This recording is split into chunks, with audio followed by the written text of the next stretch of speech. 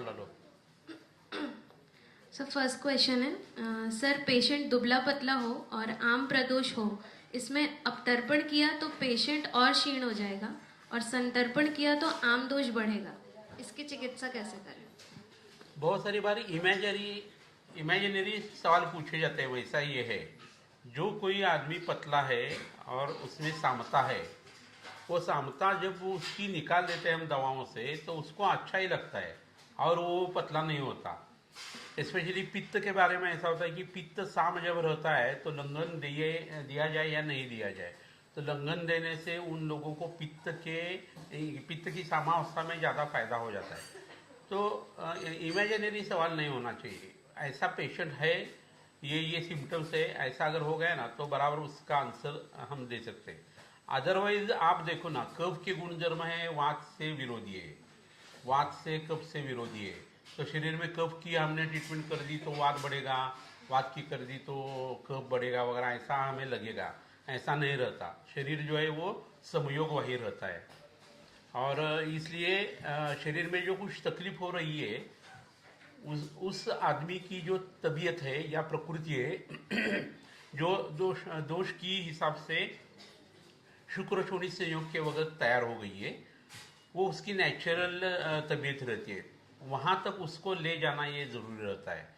तो ऐसा कभी होता नहीं कि बहुत कम बार होता है, संयोग वही तो बिगड़ गया तो ये हो सकता है कि आम का लक्षण कम करने के लिए हमने लंघन दे दिया और वेट और कम हो गया।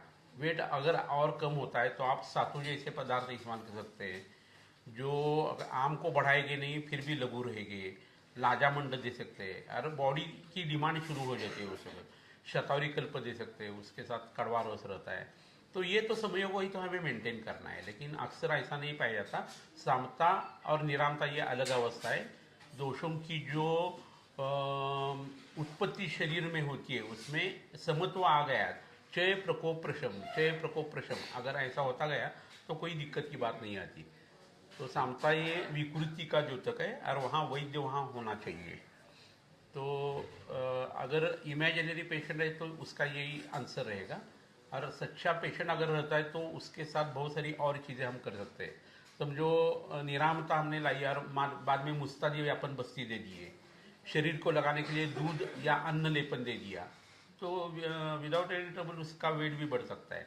छोटा बच्चा है फक का समझो और बहुत पतला है और उसकी भूख हमने बढ़ा दी है और फिर भी उसको खाना अच्छे से हजम नहीं होता, तो मुंह में से जो दवा देनी है उसके बदले आप पंचधान्य जो रहता है, यानी समझो गेहूँ है, उसके साथ उड़द की दाल है, तिल है या चावल है, वो दूध में पीसकर आप उसको लगा सकते हैं। भ्राजक पित्त से उसका पोषण हो सकता है।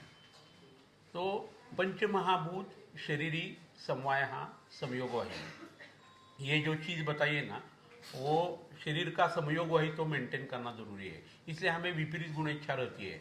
हम मोटे रहे तो हमें लगता है हमें पतला होना चाहिए, हम पतले तो लगता है हमें ज़्यादा होना चाहिए, हम छोटे अगर है तो हाइट बढ़नी चाहिए ऐसा लगता है, बहुत ज़्यादा हाइट है तो इतनी हाइट क्यों ऐसा हमें लगता है। तो ये विपरीत गुण इच्छा शरीर की रहती है और उसके पीछे लगना होता है। इसलिए मैं ये विषय थोड़ा सा इलेबोरेट करके आपको बताता है। समझो कोई आदमी है और उसका पाँव जो है वो रेलवे के पटरी के यहाँ पड़ गया और रेलवे के ऊपर से गुजर गई, तो उसका पाँव कट हो गया है ना। तो पाँव में जो कुछ अस्थि धातु है, वात है, पित्त है, कफ है, कंडरा है, सिरा है, स्नायु है, स्रोत है, सब जो है वो कम हो गई ना, है ना। फिर भी वो आदमी वो श्रम जो है वो सिलाता है, कैलिपर लेता है और चलता रहता है, उसकी शादी होती है, बच्चे होते हैं और उसका जीवन वो व्यतीत कर देता है। अगर रोगस्थ दोष वैषम्यम दोष साम्यम आरोगता ऐसा है तो वो आदमी का जो कुछ निकल गया है, सब दोष धातु मल वहाँ के कम हो गए, हड्डियाँ कम हो गई, तो वो बीमार होना चाहिए। वो बीमार होता है क्या? नहीं होता है। उसकी जो संख्यात्मक सब्सट्रैक्शन हो गई है वो गुणात्मक दृष्टि से शरीर में बाकी जगह भर जाती है और वो आदमी संयोग हितों को प्राप्त कर लेता है ना। और इसलिए उसको सब कुछ अच्छी तरह चलता रहता है। पाँव नहीं है फिर भी ये चीज़ें हो सकती है। ऐसा अगर नहीं होता तो हमने बाल काटे तो हम बीमार हो जाते हैं, नाखून काटे तो हम बीमार हो जाते हैं, ऐसा हो जाते, क्योंकि दोष धातु मल का जो वैषम्य वो उसमें आ जाएगा। तो ये जब शरीर को पॉसिबल नहीं होता खुद करने के लिए समयों को तो मेंटेन करना, तब हमारा वैद्य का धर्म वहाँ जाकर ट्रीटमेंट देना होता है। तो पंचमहाभूत शरीरी समवाय हा समयोग वही, इसमें पंचमहाभूत का शरीर यानी आत्मा, इनका जो समयोग वही है वो मेंटेन करना ये हमारा काम है। उसको हम क्या बोलते हैं? धातु साम्य। धातु साम्य क्रिया चोक्ता तंत्र से प्रयोजनम। ऐसा तंत्र का प्रयोजन क्या है हमारा? तर धातु की साम्यता अवस्था लाना। वो काय के लिए करनी है? तो धर्म अर्थ काम मोक्ष की सिद्धि होने के लिए करना है। अल्टीमेट गोल वो है हमारा। इसलिए आप ये समझ लें कि ये समयोग वहित्व का जो सिलसिला है वो आप जितना मेंटेन करेंगे लोग नॉर्मल होते जाएंगे। बस वही बात वहाँ है। पतला आदमी रहे और सामता रहे, तो सामता एक बार निराम हो गई तो पतली चीज़ें जो है उसके लिए बहुत सारी ट्रीटमेंट रह सकती है। लेकिन सामता यार है और आप पतलापन दूर कर रहे हो नहीं सकता।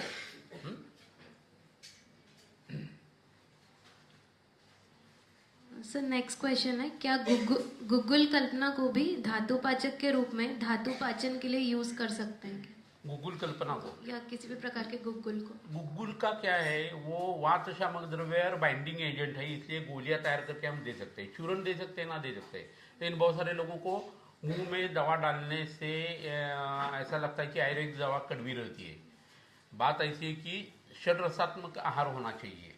लोग क्या करते हैं? मधुर लेते हैं, अम्ल लेते हैं, लवण लेते हैं और कटु लेते हैं, लेकिन कषाय रस और तिक्त रस लेते नहीं। बस वही हमारे काढ़े वाला सब कड़वे रहते हैं। तो लोग जो बोलते हैं कि आयुर्वेदिक दवा लेने में दिक्कत होती है, लेने में दिक्कत होनी चाहिए। जो दिक्कत आपको हो रही है that itself is the start of medication और ट्रीटमेंट, क्योंकि वो आप कड़वा लेते नहीं। और हिताहितम सुखम दुखम आयुष्य से हिताहितम जो श्लोक बताए ना, उसमें सुख का पहले जिक्र नहीं किया है, हित का किया है ना। तो आपको सुख कर क्या है ये हम नहीं देखेंगे, आपके लिए हित कर क्या है वो हम देखेंगे। आपके जबान को शक्कर अच्छी लगती है, जिलेबी इमरती अच्छी लगती है, लेकिन वो सुख कर है, हित कर नहीं है। उससे डायबिटीज हो जाएगा, शक्कर बढ़ जाएगी, भूख कम हो जाएगी। कड़वा नींबू आपको दे दिया, जबान को अच्छा नहीं लगेगा, लेकिन तबीयत अच्छी हो जाएगी। तो हम हित का सोचते हैं, आप भी हित का सोचते जाना। पहले से कड़वा रस अगर लेते, कषाय रस लेते, तो हमारे पास आने की जरूरत नहीं। इसलिए हम बोलते कि षड्रसात्मक आहार होना चाहिए। पहले मीठा ले लो, खट्टा ले लो, नमकीन ले लो, और सबसे लास्ट आपको क्या लेना है? कड़वी चीज़ें और कषाय रसात्मक चीज़ें लेनी है। उस वक्त आप डेजर्ट खाते रहते हैं, चाय पीते हैं, इसलिए बीमार होते हैं। तो हम क्या करें? हमें देना ही चाहिए। तो मुंह में कड़वा लगता है, उसका क्या करें? तो जब आप पाव भाजी की कैप्सूल ले लेंगे, भजी सब्जी वगैरह जो है वो कैप्सूल में डाल के निगल लेंगे, उस वक्त हम क्या करेंगे? आपको गोलियां दे देंगे। आप पकोड़ा खाएंगे, आप नॉनवेज खाएंगे, आप नूडल्स खाएंगे, मुंह में चबा चबा कर शाम को कैंडल लाइट डिनर करेंगे, और गोली सिर्फ हमारी जो है वो चाहिए, आपको काढ़ा नहीं चाहिए। यथा दुष्टेन दोषेण यथा शान विसर्पता निवृत्तिराम यस्यासौ संप्राप्ति जागृति रागति, ऐसा बताया। यथा दुष्टेन दोषेण यानी जिस तरह से आपने शरीर के दोषों को बिगाड़ दिया है, वात पित्त कफ को, तो मुंह में चबा चबा कर गंदी चीजें खाई ना, आपको अच्छी लगती है, सुख कर, हितकर नहीं है वो। तो वहां जहां आपको जबान को वो अच्छा टेस्ट लगा है और बाद में आप बीमार हो गए ना, वहां हम गंदी टेस्ट लगवाएंगे तो ब्रेन की तरफ इम्पल्स जल्दी जाएगा। ग्लॉसोफेरिजियल नर्व और फेसियल नर्व जो है वो पॉन्स और मेडुला ऑब्लांगेटा से ओरिजिनेट होती है, वहां तक आपका इम्पल्स जाएगा, आप जल्दी अच्छे हो जाएंगे।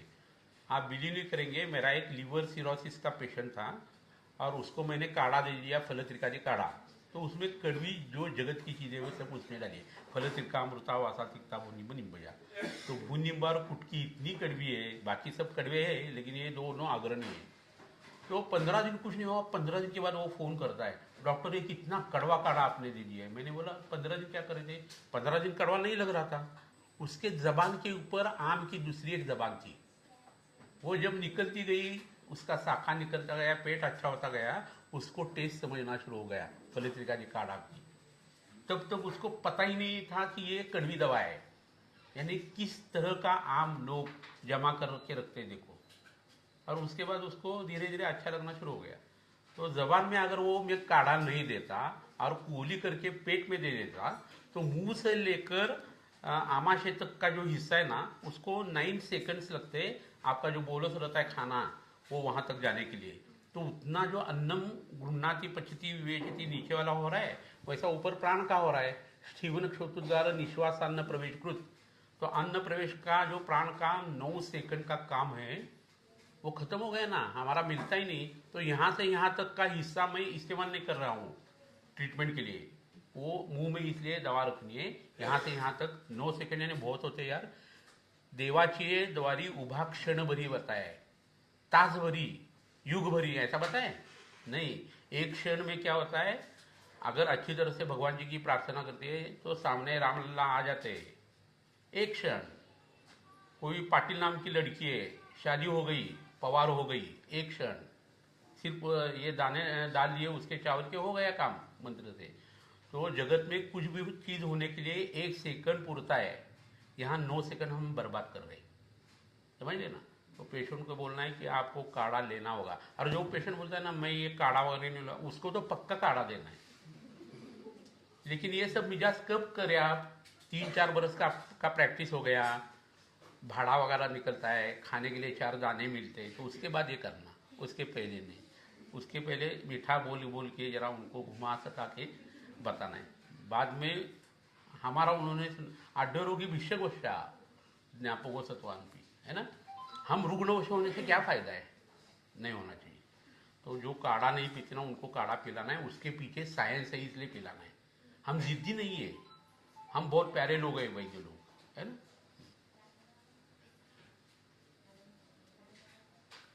सर इमरजेंसी में एलोपैथी में सलाइन चढ़ाकर पेशेंट को स्टेबल किया जाता है, तो वैसे हम आयुर्वेद में इसका यूज़ कर सकते हैं।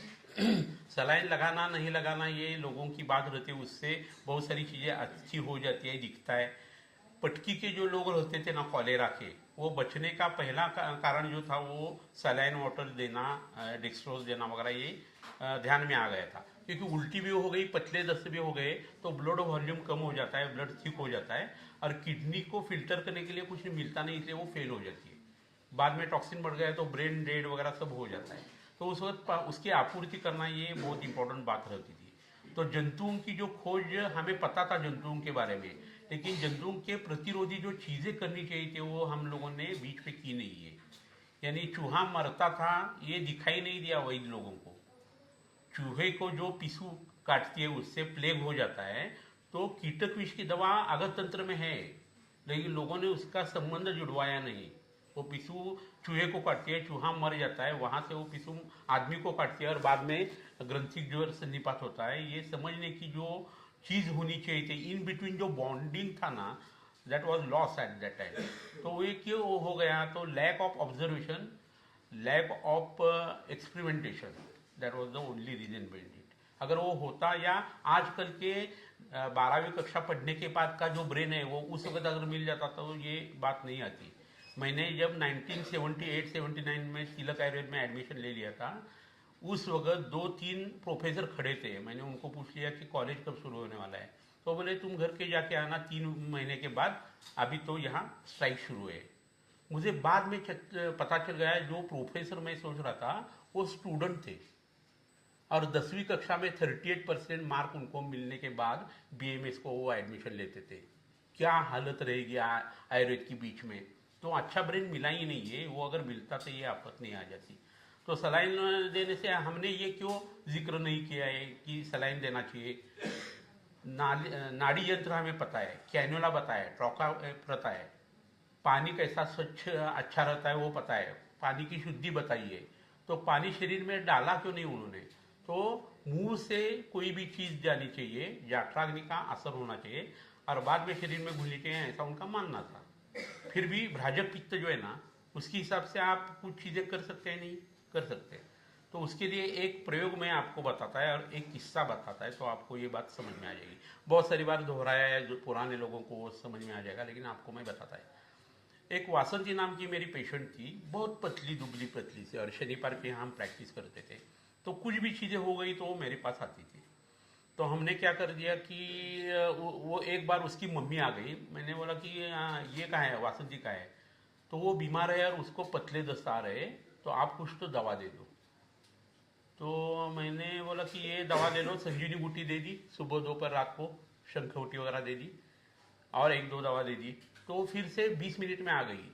वो बोली कि उसको संजीवनी बूटी दे दी, 10 मिनट के बाद पतले 10 आ गए, जैसी की वैसी गिर गई है। मैं हैरान हो गया। तो मैं बोला कि वो क्यों नहीं आ रही? तो वो इतनी मलूल हो गई है, गिर पड़ी है। तो मैं वहाँ गया, मैंने देखा तो 4 डिग्री डिहाइड्रेशन, स्किन ऐसा घुमाया तो वैसी रह गई थी। मैं हैरान हो गया। मैंने बोला कि इसको उठाकर हम एडमिट कर देंगे, वहाँ मैं ट्रीटमेंट कर दूंगा। तो बोली अगर मरनी है तो यहाँ ही मरने दो, जिंदा रहने तो यहाँ ही हो, मैं कहीं नहीं जाने वाली, जो कुछ है आप ही करो। मैं हैरान हो गया। वहाँ से घर से उनके फिर दवाखाने में आकर बैठ गया, दरवाज़ा लगा दिया। अकेला ही था, सोचता रहा कि अभी करूँ क्या इसके लिए, इमरजेंसी थी। तो मैंने सोच लिया कि ये वात की संप्राप्ति है, पतले दसाना संशमाप्याम धातुरग्निम प्रवृद्धा शक्रुन्मुत्रो, तो वात की संप्राप्ति है। तो मैं वात के लिए कुछ तो मुझे करना चाहिए। बस्ती वगैरह तो अभी पीछा बस्ती वगैरह नहीं दे सकते, बीपी उसका 50 नीचे वाला नहीं लग रहा था। हेडलो दे के मैंने लक्ष्मी विलास दे के आ गया था मैं। तो हमने सोच लिया कि अभी पक्वाशय कटिशक्ति श्रोतरासी स्पर्शनेन्द्रियम वात के स्थान है, तो उसके शरीर को हम दूध मलेंगे, लगाएंगे। तो वहाँ बगल में एक लीमे टाइपराइटिंग इंस्टीट्यूट है, उसके बगल में लेले नाम के एक आदमी की गाय का गोठा था। तो वहाँ से दूध लाने के लिए मैंने बताया उसको, और उसके शरीर को लगा देना। उस वक्त मोबाइल वगैरह तो कुछ चाहिए नहीं, वो आजी आ गई, उसको मैंने बोल दिया। उसने 1 लीटर दूध लाया, और वो 1 लीटर 15 मिनट के बाद फिर से आ गई। मैं बोला कि अभी और क्या हो गया? फिर वो बोली कि वो दूध जो है वो पूरा उसके शरीर में चला गया। मैंने बोला ऐसा कैसा, इतने जल्दी हो गया? हाँ, एकदम उसके शरीर में वो दूध उस मलने के बाद सब अंदर चला गया। मैंने बोला फिर दूध लाओ, फिर लगा दो। फिर उसने लगाया तो वो 3 घंटा आई ही नहीं। मैंने सोचा कि उसने हॉस्पिटल में ये किया होगा। शाम को मैं बैठा था 8 बजे फिर से दवाखाने में, वो वासंती खुद चलते आ गई पेशेंट। उसने ऐसा पर्दा ये कर दिया और मुझे बोली कि मैं अभी अच्छी हूँ, मैं काम को जाऊँ क्या? मैं बोला अभी रात को कहाँ काम को जाने वाली है 2 घंटे के लिए, तुम कल जाओ।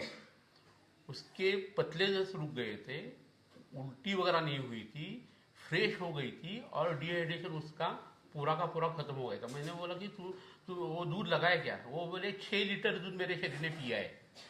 6 लीटर, 1.5 घंटे में 6 लीटर दूध उसके स्किन ने पी लिया। मैंने बोला कहाँ से वो ज्यादा आ गया? वो बोलती है जघन से, शक्ति से अंदर चला गया था, और वो अच्छी हो गई थी। बाद में संजीवनी वगैरह देकर वो 7 दिन में पूरी की पूरी अच्छी हो गई। तो alternative for saline, normal saline जो है ना, वो दूध हो सकता है। ये एक बार हमारा तजुर्बा बढ़ गया हमारा, तो हमने एक लेख लिया, मधुजीवन नाम का मासिक है ना, उसमें दोषांची स्थाने और चिकित्सा सौकर्य, दोष के स्थान और चिकित्सा का सौकर्य, यानी जो आपको ट्रीटमेंट देने में सुविधा हो जाती है, उसके बारे में वो लेख है।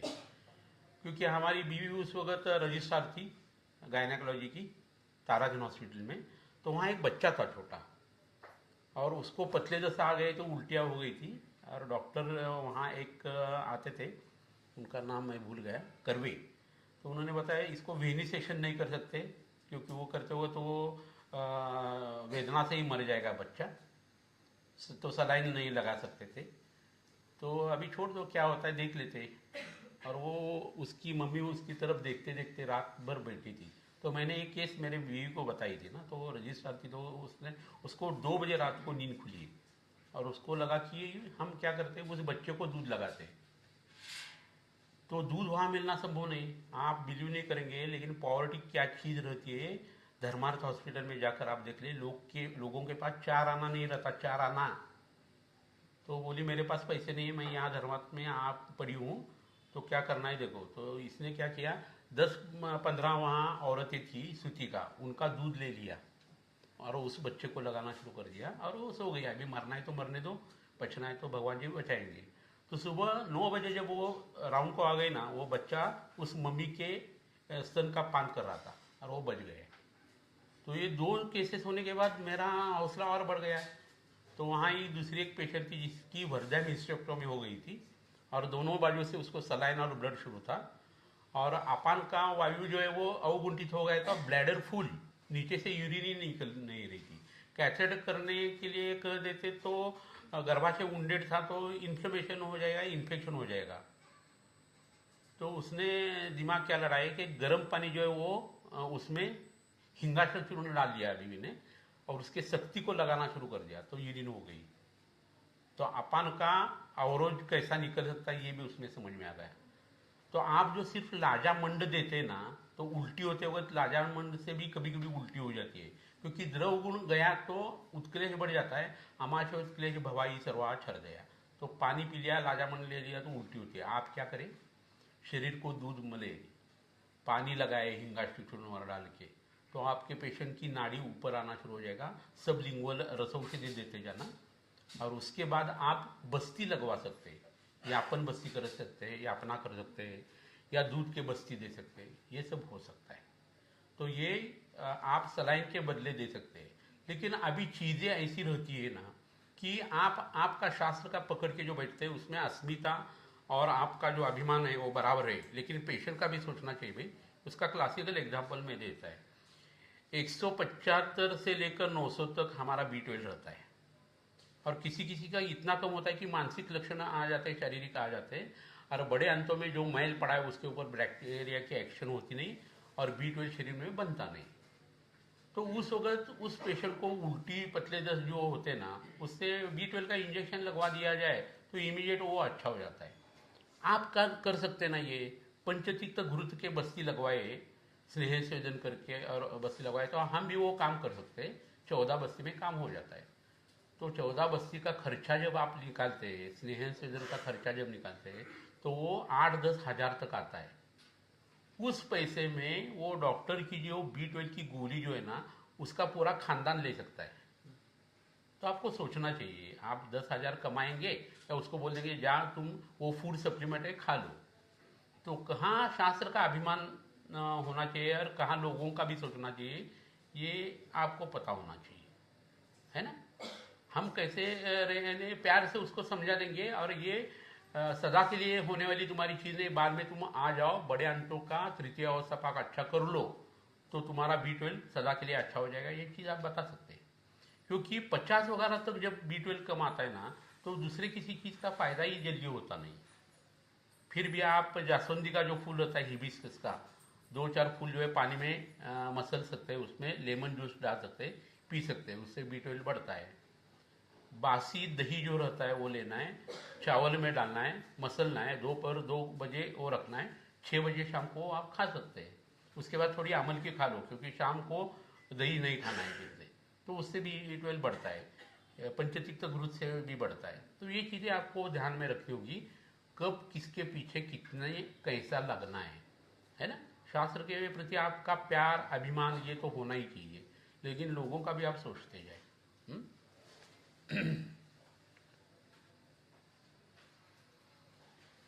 Sir post hysterectomy joint pain का विचार कैसे करें? अभी बात ऐसी ही हिस्टेरेक्टोमी करनी चाहिए या नहीं चाहिए। अगर वहाँ मैलिग्नेंसी है और वो निकालने से गांठ अगर निकाल दी तो शस्त्र, क्षार, अग्नि और औषध, ये माउस की ट्रीटमेंट बताइए। हिस्टेरेक्टोमी कभी भी कर सकते, कभी नहीं कर सकते। पूना में ऐसा होता है कि टेल्को में अगर कोई पेशेंट है, उसकी बीवी 35 बरस की है, उसको 2 बच्चे हो गए, उसका शोहर जो है वो टेल्को में है, तो रीएम्बर्समेंट मिलती है इसलिए यूट्रस निकालते। वैसा नहीं निकालना चाहिए, है ना। तो आपके शरीर में यूट्रस का काम बंद हो गया बच्चे तैयार करने का और मेनोपॉज आ गया है, फिर भी गर्भाशय का काम और क्या रहता है ये आयुर्वेद सोचता है ना। अपानो अपानगा श्रोणी बस्ती मेडो रोगोचरा शुक्रार्तो शक्रुन्मुत्रो गर्भ निष्क्रमण क्रिया, ऐसा बताया। तो हम भाव और अभाव दोनों मानते रहते हैं। तो जब कभी वहाँ रजत क्षीणता हो जाती है और अभाव हो जाता है तो और दूसरी चीज जो वो गर्भाशय करता है उसके बारे में पता नहीं है लोगों को, लेकिन हम मानते हैं कि अपान वहाँ रिएक्ट होता है, उसका वो आशय है। ऐसी बात समझ लो कि आप 60 बरस के और आपके मम्मी और डैडी 90 बरस के और 95 बरस के हैं, तो घर में हॉल में बैठे हुए रहते, कुछ काम करते कुछ नहीं। आप आते जाते आपके मम्मी डैडी को देखते, बूढ़े रहते हो, वो हंसते, आप भी हंसते, निकल जाते। वो मर जाते हैं और वो कोना जो है वो खाली रहता है, तो आप अनाथ हो जाते हैं, पहले आप सनाथ रहते हैं। उन्होंने कुछ किया होता है? कुछ नहीं, लेकिन आपके जीवन को और जो कुछ कर रहे हैं उसको एक सेंस पैदा होता है उनके प्रेजेंस से, वो गया ना। ऐसी जो चीजें अव्यक्तवाद के बारे में आप वाद कला के लिए अध्याय पढ़ते हैं तो आपको समझ नहीं होगी, है ना। जैसा अपेंडिक्स में अभी लोगों को समझ में आ गया कि एंटी कैंसरस केमिकल्स तैयार होते हैं, तो जिनका आपने अपेंडिक्स पहले निकाल दिया, tonsils and appendix are breads and butters of surgeon, ऐसे ही फ्रेज ही थी पहले जमाने में, तो those patient are now prone to malignancy.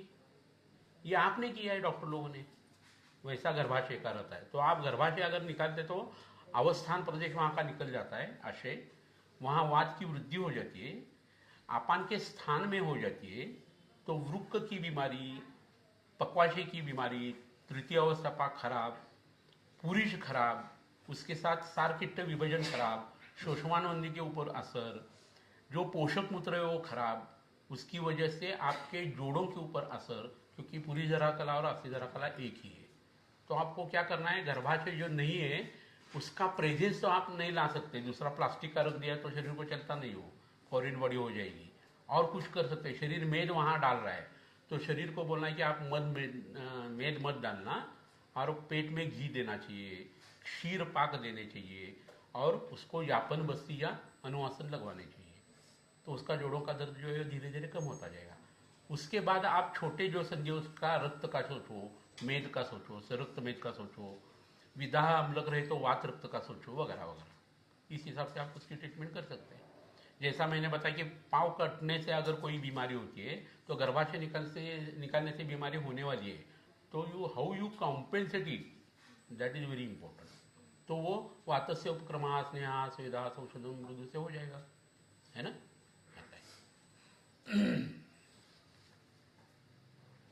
खत्म, ठीक है। और कुछ सवाल रहे तो बोल लेना। पुराने जो हमारे ये वीडियो है ना, उसके नीचे भी सवाल आते हैं, वो भी आप निकालते जाओ ना। हाँ,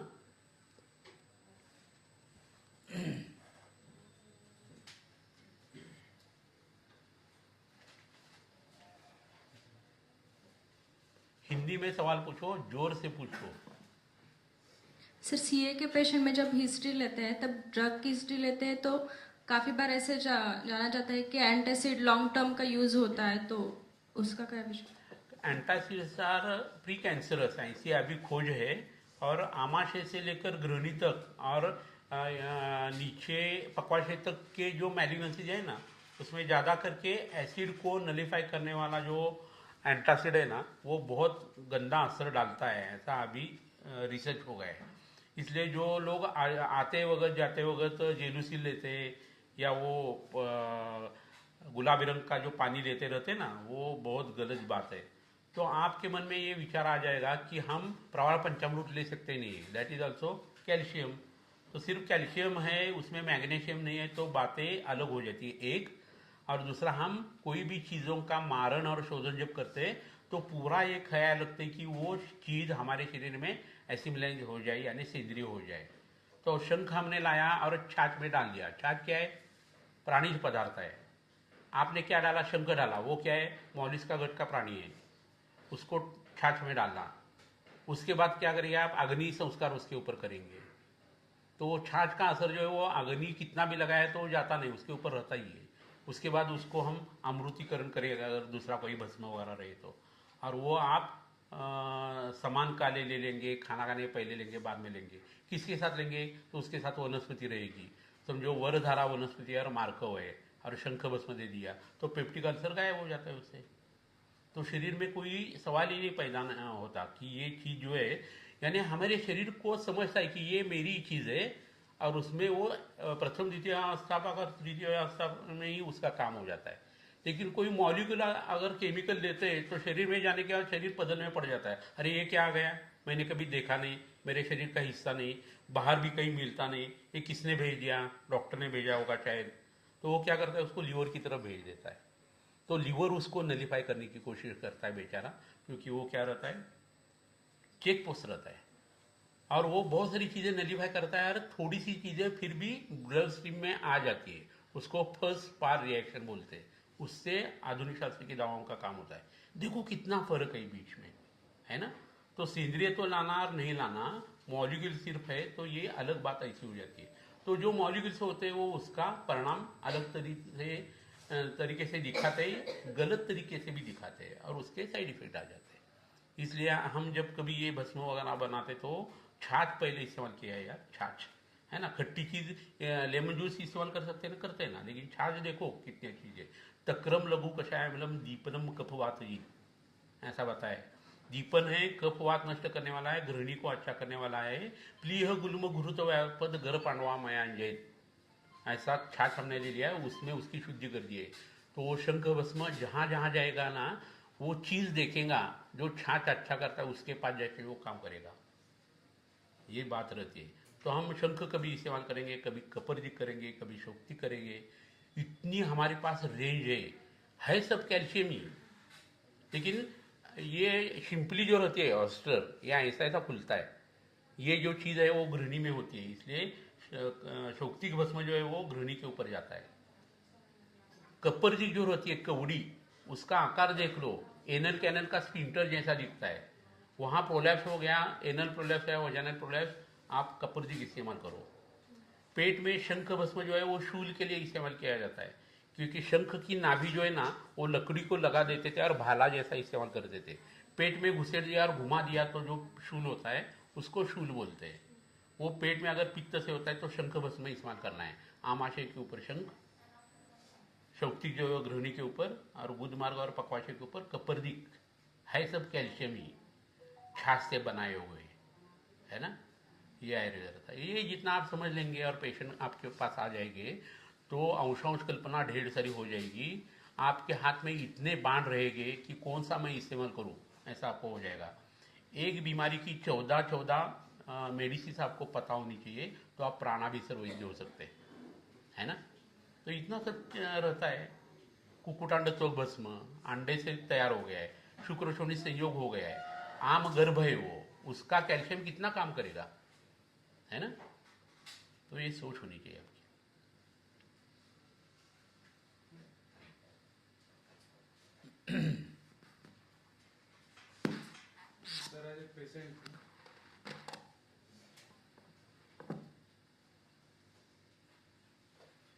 सर आज एक पेशेंट थी, सीआरएफ की, मुंबई से आई थी सर। सर उसको कंप्लेन में सर हिक्का थी, अम्लपित्त था बहुत ज़्यादा और उद्गार था। सर उसको सीआरएफ के साथ साथ एरोटिक स्टेनोसिस भी था आधुनिक डायग्नोसिस के अकॉर्डिंग। तो सर इसमें त्रिमम का कैसे विचार? एरोटिक स्टेनोसिस की वजह से ही उसको ये दिक्कत आ गई है कि हृदय, मस्तिष्क और वृक्क या बस्ती, ये 3 मर्म बताया, इसलिए त्रिमर्मीय और त्रिमर्मीय सिद्धि, ऐसे 2 अध्याय चरक जी ने बताए। तो आज ही आप क्या करो, त्रिमर्मीय अध्याय और त्रिमर्मीय सिद्धि अध्याय पढ़ लो, तो आपको पूरा जो आवाकार रहता है ना, एक्सटेंट कितना रहता है इसका, ये समझ में आ जाएगा। तो उस पेशेंट ने अभी डायलिसिस कर दिया है और मेरे ख्याल से 17 से 40 उसके डायलिसिस हो गए। तो बाहर से अगर शरीर खून को शुद्ध करता है तो किडनी बोलती है मैं अभी काय के लिए सुधरूँ, तो इसलिए वो ज़्यादा श्रिंक हो जाती है, वैसा उसका हाल हो गया है अभी। फिर भी डायलिसिस करने से उसका आराम नहीं हो रहा है, क्रिएटिन तो बढ़ता ही जाता है बाद में, और उसका रक्त कम होना शुरू हो गया है, पांडु हो गया है उसको, और हृदय के ऊपर उसका असर आ रहा है, ब्रेन के ऊपर भी आ रहा है। तो हमने तीनों की ट्रीटमेंट करने का सोचकर अभी दवा दे दी है। लेकिन इसको एक दूसरा भी ऐसा रहता है कि स्टेनोसिस होना यानी क्या है, वो वहाँ संकोच उत्पन्न हो जाता है, और वो डॉक्टर से समझी हुई चीज़ है। हमें ऊपर से कुछ ब्लड स्टेनोसिस, वेसल स्टेनोसिस समझ में नहीं आने वाला, लेकिन उसका बीपी बढ़ गया, क्रिएटिन बढ़ गया, इसलिए वो समझ में आ गया कि श्रंकन किडनी अभी उसका रिपोर्ट आ रहा है, और उसके साथ उसका कारण पहले जो था वो एरोटिक स्टेनोसिस ऐसा हो गया है। तो मैंने कल या परसों के लेक्चर में भी बताया कि रक्त अच्छा करना है, मेद अच्छा करना है, तो नसें अच्छी हो जाती है। तो उसमें वात की ट्रीटमेंट जो रहती है संकोच के हिसाब से देनी है। रक्त का प्रसादन, रक्त का पाचन, मेद का प्रसादन और मेद का पाचन करना है, मेद अच्छी तरह का तैयार कर देना है। अच्छा कफ प्राकृत, अच्छा रक्त और अच्छा मेद अगर रहता है तो वृक्क उससे ही बनने वाले हैं। तो वो बन सकते हैं एक। और दूसरी बात ऐसी रहती है कि उसके शरीर में हर एक के शरीर में 100 स्वेट ग्लैंड्स अगर हम लेते ना तो उसमें एक ग्लैंड ऐसी रहती है जो यूरिया सिक्रेट करती है, तो उसको हमें एक्टिवेट करना है। इसलिए यहाँ से नीचे वाला जो हिस्सा है उसको 40 डिग्री से 45 तक स्वेदन आप अगर करते गए तो पर्स्पिरेशन होता है और शरीर की गंदगी बाहर निकल जाती है और उससे डायलिसिस जैसा असर आ जाता है। और दूसरा ऐसा है कि स्वेदन किसको योग्य है, इसमें मूत्राघात आ गया है, तो जब मूत्र की कमी हो जाती है तो स्वेदन करना जरूरी है। दूसरी बात क्या है कि सारकीट विभाजन जो है वो बड़े अंतों में होता है, वहाँ पोषक मूत्र बनता है, तो आपके शरीर में तृतीय अवस्था का अच्छा करना है और वहाँ पतले दस्त लाने हैं। तो मूत्र का काम जो होने वाला है वो मल से ही होता जाएगा, पतले दस्त से। सिर्फ शरीर में अग्निमांद्य नहीं होता है, ना इतना सोचने की बात रहती है, तो उससे क्या हो जाता है, किडनी फेलियर होता नहीं लोगों को। तो जिनको डायबिटीज है या ब्लड प्रेशर है उन लोगों ने तो ये 2 चीज़ें करनी चाहिए, स्वेदन और उसके साथ पतले दस्त लाना या विरेचन या श्रवसन ज़्यादा अच्छा है। कच्चा और पक्का दोनों मल अगर निकलता है ना तो वो बहुत अच्छा है। और उसके लिए सबसे अच्छी चीज़ उसमें कौन सी है, तो मूलक का भी श्रवसन है, सोनामुखी भी श्रवसन है, आरोग्य भी श्रवसन है। लेकिन ये सब चीज़ें जो है ना वो कैसी है, कफ का प्रदेश रहता है वहाँ तैयार होने वाली वगैरह ऐसी है, उसको कांटे वगैरह नहीं रहते। लेकिन लताकरण जो है ना, लताकरण उसकी मिंगी अगर देखते तो मृदु रहती है, सॉफ्ट रहती है, रुक्क जैसी रहती है, और वो श्रवसन है और उसको 0 वनस्पति है वो। तो वो जो है ना वो कर श्रवसनम कटुकम पाके लघु वात कफापहम शोथग्न उष्ण वीर्यम च पत्रम पुति करंजनकम। तो उसके पत्ते जो है ना उसका चूरन देना है, तो उससे जो पेट साफ होता है, उससे क्रिएटिन लेवल भी कम होती है। वो कम नहीं भी आई तो जी मचलना बंद होता है, सूजन कम हो जाती है और पेशेंट को पर्स्पिरेशन हो जाता है, पसीना आ जाता है। तो ऐसी चीज़ें आयुर्वेद में बहुत सारी पड़ी हुई रहती है, वो आपको इस्तेमाल करना होगा। वो हमने किया है। विरेचन से क्या हो जाएगा, रक्त अच्छा हो जाएगा, मेद कम हो जाएगा और स्टेनोसिस कम होने के लिए भी उसका फायदा हो जाएगा।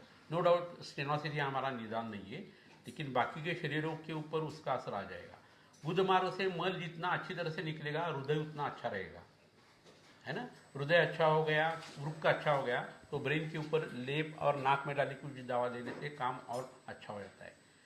जो डिस्टिल वाटर रहता है या दिव्य जल शरद ऋतु का अगर मिल गया तो बहुत अच्छा, कई बारिश हो गई तो, और वो नाक में अगर डालते हैं आप संशोधक वगैरह, तो आपके किडनी का फंक्शन जो है वो एक्टिवेट हो जाता है। आश्वासन देने में जल श्रेष्ठ है। नाक में आप जब जल डाल देते तो पंच ज्ञानेंद्रिय पंच कर्मेंद्रिय सबको आश्वासन मिल जाता है, उभयात्मक मन भी प्रसन्न हो जाता है, और लोगों की वृक्कों की और हृदय रोग की जो संप्राप्ति है वो कम होने में शुरुआत हो जाती है। तो सिर्फ पानी का नस्य भी आप कर सकते हैं, संशोधक या डिस्टिल वाटर आप ले लें और उसका फ़ायदा आपको हो जाएगा। तो ऐसी बहुत सारी चीज़ें रहती है जो हम इस्तेमाल कर सकते हैं।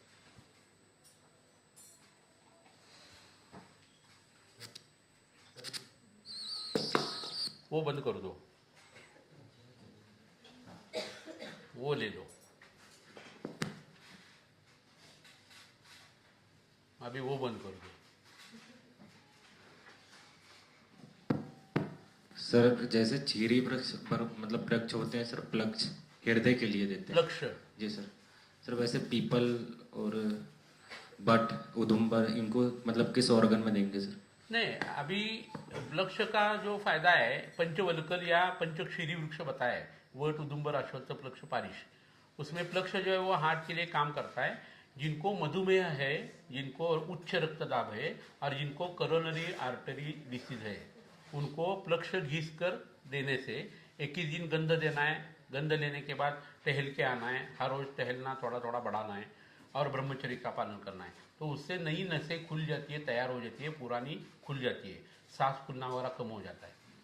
लेकिन पीपल का अलग तरीके से सोचना होगा। पीपल का जो छाल रहती है उसका काढ़ा करके उसमें अगर ढालन कर दिया जाए कॉपर का, तो वो सोने जैसा हो जाता है। काटने से अंदर वो तांबा रहता है, नहीं तो वो सोना ही बन जाता। तो पीपल के वृक्ष में पारद रहता है, अग्नि भी रहता है। तो पीपल जो है वो बुद्धि श्रुति एकाग्रता वर्धन के लिए उसके ये करने चाहिए, पत्ते के ऊपर खाना खाना चाहिए। घी, चावल और दाल अगर कोई संडे के दिन खाता है ना, बच्चों लोगों को देता है, तो ऑटिस्टिक बेबी जो रहते या मतिमंद गतिमंद या ADHD के जो बच्चे रहते हैं अच्छी तरह से सुधर जाते हैं। पीपल का जो पत्ता रहता है ना, उसका ऊपर वाला जो ये रहता है अग्र, और नीचे वाला जो स्टाक रहता है वो मोबाइल को लगाया तो थोड़ी बैटरी चार्ज करता है। वो आप करके देख लेना, कभी आप जंगल में ये हो गए ना तो आपको समझ में आ जाएगा। जंगल में ऐसी चीज़ें बहुत फ़ायदा करती है। रात को आप जंगल में कहीं ये हो गए, खो गए, तो फ्रूट्स देखने हैं वनस्पति के, और जो पका हुआ फ्रूट रहता है कौन सी बाजू उसकी पक गई है देखनी है, तो वो पूर्व दिशा रहती है। एक समझ गई तो बाकी की समझ में आ जाती है, आप जा सकते हैं। अभी मोबाइल है, नेविगेशन है वगैरह, लेकिन पुराने ज़माने में ये चीज़ें बहुत काम लाती थी।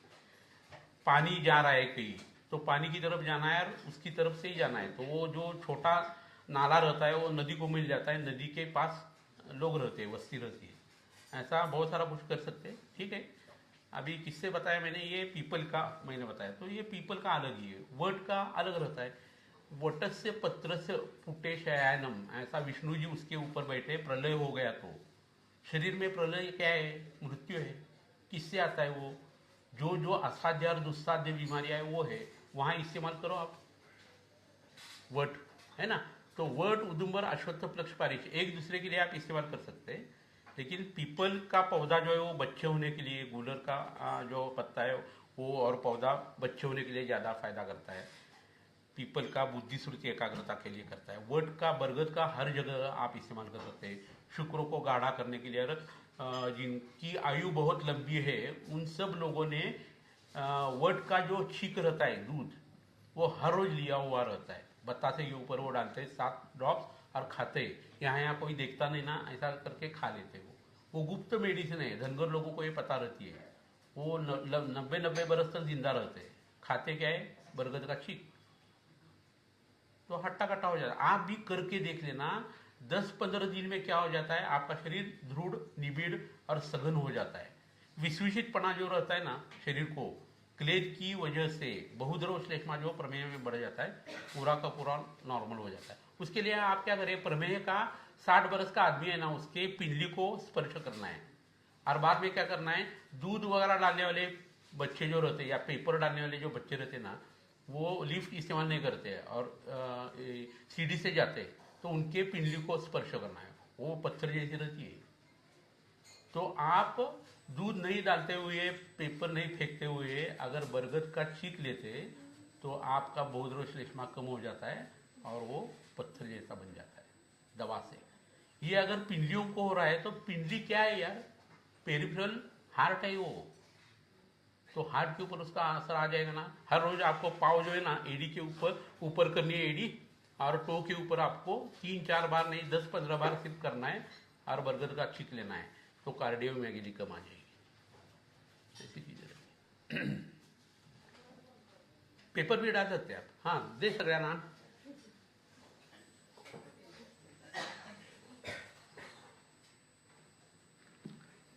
सर आज एक पेशेंट आए थे जो उसको पूछने दो, पूछो, बाद में तुम पूछ लेना। सर अभी आपने जो दुग्ध का बताया था सेचन करने के लिए डिहाइड्रेशन में, सर इस तरीके से जहाँ पे पेशेंट्स स्थिति में नहीं है कि मेडिसिन ले सके, फॉर एग्जांपल अनकॉन्शियस है पेशेंट, तो हम किसी भी औषधि का इस तरीके से भ्राजक पित्त के माध्यम से कर सकते हैं ना। लेकिन अब धातु का क्षय हो गया है तो एब्सॉर्प्शन का रेट बढ़ जाएगा और काम आसान हो जाएगा। तो this thing is specially made for dehydrated patients, उसको देना है। बाकी की जगह आप भ्राजक पित्त इस्तेमाल कर सकते हैं, और इसलिए तो अभ्यंगमाचरित नित्यम है ना, उससे कितना क्या क्या होता है देखो। सो जरा श्रमो आता, दृष्टि, प्रसाद, पुष्ट्यायु, स्वप्न, दार्ढ्यकृत सब हो जाता है। तो सिद्ध तेल इस्तेमाल करो हर रोज, तो भी यही काम होने वाला है। बीमारी आएगी नहीं, आ गई तो जल्दी मिट जाएगी। आयुर्वेद का कहना यह है कि आप आयुर्वेद के जो तत्व है वो अयुक्त कामय माने न धर्मार्थ सुख साधनम आयुर्वेदोपदेशेषु विधेय परमादरा, आदर नहीं सिर्फ परमादर बताया, वो अगर आप करते तो आपकी सांस जितनी है, जितनी भगवान जी ने दी है, उतने बरस तक आप जिंदा रहेंगे, बाद में मर जाएंगे बिकॉज ऑफ काल मृत्यु। अकाल मृत्यु आपका होगा नहीं, अस्वास्थ्य होगा नहीं, असात्मता होगी नहीं, है ना। आणि मला हे नकोय, मला हे देऊन घेऊ घरी घेऊन ठेवते. हां तिथे ठेव. बाकी सगळ्यांना मला काय ते षडंगोदक पाहिजे. हां आता बोल. सर आज एक पेशेंट आए थे जो व्हील चेयर पे थे. उनको अपन कंपवात की नंबर 1 नंबर 2 मेडिसिन भी दी थी और समझते समय उनको बोला था कि आप त्रिमर्मी के हिसाब से आपका डिसीज है. तो उसका सर अपन ने बस्ती सर्चर तेल की बस्ती दी थी. तो शतावरी आदि भी त्रिमर्मी की बस्ती थी. तो चॉइस ऑफ सर्चर दे दिए. हाँ बराबर है. वो चलना डुलना उसका नहीं है.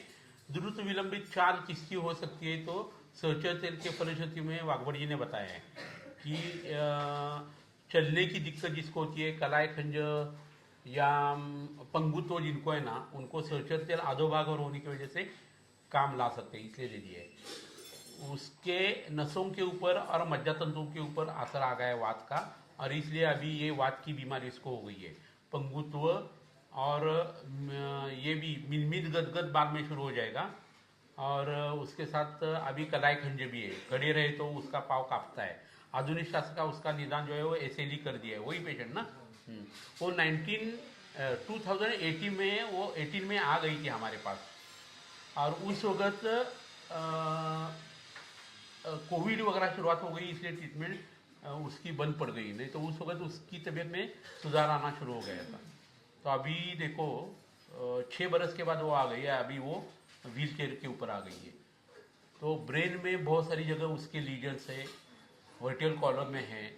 उसकी वजह से अभी एक एक ऑर्गन खुद का जो है ना वो जा रहा है, उसको दिखाई नहीं दे रहा है. यानी खुद का मरण जो है ना, खुद की आंखों से देखना, that is nothing but SLE, systemic lupus erythematosus, ऐसी वो बीमारी है. तो अभी मज्जातंतु उसका पूरा रिफॉर्म करना, ब्रेन रिफॉर्म करना, और खून की नसें जो है वो अच्छी करना, ये काम हम करने वाले हैं. तो अभी देखते हैं भगवान जी के मन में क्या है. हे बंद करूया था. हाँ ठीक है, हो गया ना 1 घंटा या नहीं.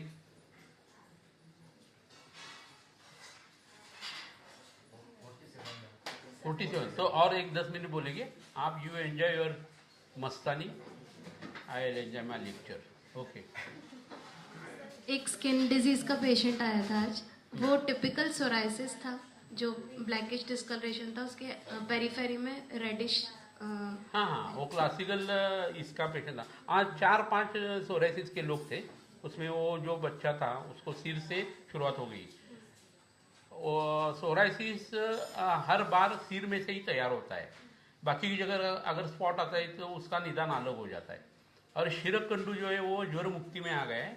तो ज्वर की चिकित्सा, जीर्ण ज्वर की चिकित्सा और धातुगत ज्वर की चिकित्सा करने से सोराइसिस अच्छा होता है ना. ऐसा है.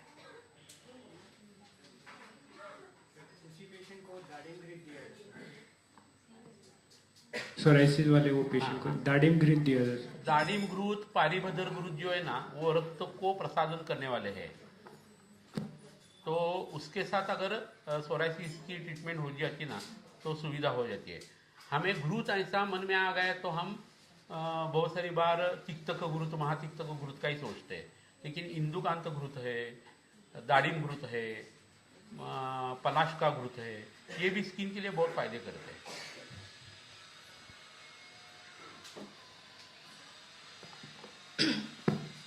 सर शुक्रशय में हृदय की चिकित्सा, हृदय में शुक्र की चिकित्सा करते हैं. हृदय में? हाँ सर, हृदय में शुक्र की और शुक्र में हृदय की. सर ऐसा क्यों है? क्या है, ओज जो अष्टबिंदुआत्मक बताया वो हृदय में बताया है. और शरीर का ओज जो है अर्धांजलि जो बताया है वो भी शुक्र बढ़ाने की हिसाब से हम जब उसका सोचते हैं तो उसका अष्टबिंदुआत्मक ओज के ऊपर और ये शरीर में बहने वाला जो दूसरा शुक्र धातु के साथ जो ओज है उसके ऊपर भी असर होता है.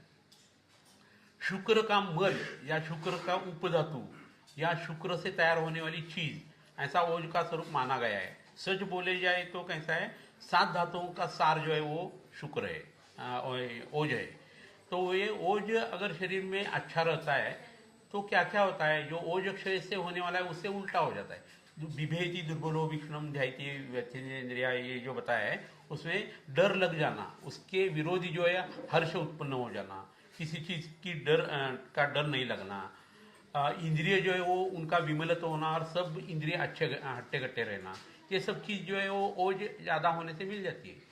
तो ओज कम करने वाली जो चीजें रहती है उसमें मैथुन कर्म है, अति व्यायाम है, क्षार सेवन है, चिंता है, शोक है, उसकी वजह से वो कम होता है। तो शुक्रवर्धक चीजें उन्होंने बताई है, ओजोवर्धक चीजें बताई है और जीवनीय चीजें भी बताई है, वह स्थापन चीजें भी बताई है। लेकिन आप जब रुद्र चीजें देखते हो तो उसमें अम्ल रस बताए थे, तो उसमें रुद्रत्व जो है वो मन से भी ताल्लुक रखता है और हृदय से ताल्लुक रखता है। तो अम्ल रस अक्सर हम इस्तेमाल नहीं कर सकते ओज वर्धन के लिए। अमल की बात छोड़ दो, वो वृक्ष भी है, पेट में जाने के बाद वो मधुर बन जाती है, लेकिन बाकी अम्ल द्रव्य जो है वो स्पर्श को ठंडे, वीर्य को उष्ण, इसलिए उत्क्लेश करने वाले हैं। इसलिए हमें क्या करना होगा, शुक्रवर्धक चीजें इस्तेमाल करनी होगी। उसके साथ साथ वो हजम होनी चाहिए शुक्रवर्धक चीजें। वो हजम हो गई तो रस धातु अच्छा बनेगा, वो हृदय से विक्षेपण करने वाला है और हृदय उसका स्थान है, इसलिए रस भी अच्छा हो जाएगा, शुक्र भी अच्छा हो जाएगा और रस अच्छा होने की वजह से शरीर के हर एक धातुओं के ऊपर उसका अच्छा असर आ जाएगा। शुक्र बढ़ गया है, इसलिए मन की जो परिस्थिति मैंने बताई वो भी पॉजिटिव होती जाएगी, विषाद कम हो जाएगा। विषाद कम हो गया तो बीमारी मिटती है, विषाद बढ़ गया तो बीमारी बढ़ जाती है। इसलिए हृदय की बीमारी में हम इस्तेमाल कर सकते हैं, लेकिन इसका ये मतलब नहीं है कि हृदय के हर एक बीमारी के लिए आप ओज वर्धक दवा सिर्फ इस्तेमाल कर सकते हैं, क्योंकि वैस्कुलर डिसीज हो सकते हैं, वॉल्वुलर डिसीज हो सकते हैं और कंडक्शन की बीमारियां हो सकती है। तो कंडक्शन की बीमारी जो है ना उसका ओज से ज़्यादा संबंध है। हार्ट फेलियर हो गए कर आदमी एकदम मर गया तो लेफ्ट या राइट बंडल ब्लॉक वगैरह रहता है, और जो विद्युत रहती है हृदय में उसकी विकृति रहती है, वो ओज से ताल्लुक रखती है। लेकिन सिराय है और उसमें कुछ ब्लॉक है तो शुक्रवर्धक चीज़ों से वो ब्लॉक बढ़ सकता है, कफ बढ़ सकता है। इसलिए तो आपको ये सोचना होगा कि कौन सी हार्ट की बीमारी है। और आयुर्वेद का जो हृदरोग है वो तो एकदम अलग है, उसमें कृमि जो हृदरोग भी होता है।